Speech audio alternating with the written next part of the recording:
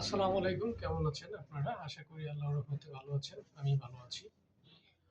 আজকে আমার একটা এক্সপেরিয়েন্স শেয়ার করব। সেটা হচ্ছে আমারই খুবই কাছের ফ্রেন্ডের সমস্যা। সেটা হচ্ছে যে আমরা নরমালি যখন কেউ হাত, পা বা কোনো হাড় ভেঙে যায়, তখন আমরা কি করছি? আমাদের গ্রামে যেটা হচ্ছে আমরা কবিরাজের কাছে চলে যাচ্ছি।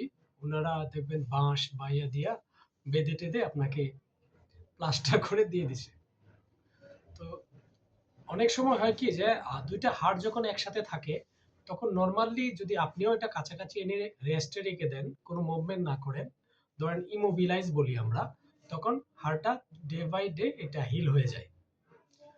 তো ধরেন ৪ টা ৫ টা রোগী দেখেছে, একজন ভালো হয়েছে। উনি আপনাকে পুরো অ্যাডভাইস দিয়েছে যে ডাক্তার লাগে না, কবিরাজে আপনাকে ভালো করে ফেলছে। এখানেই সমস্যা।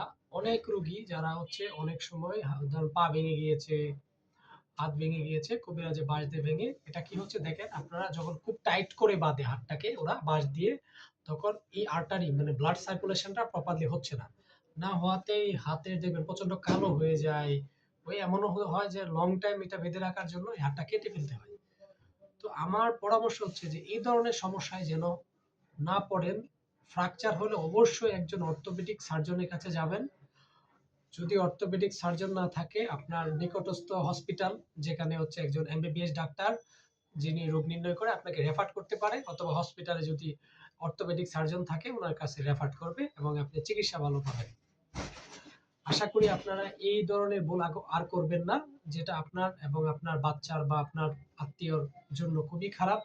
তো সঠিক সময়ে সঠিকভাবে চিকিৎসা নিলে আপনি সুস্থ থাকতে পারবেন। ধন্যবাদ।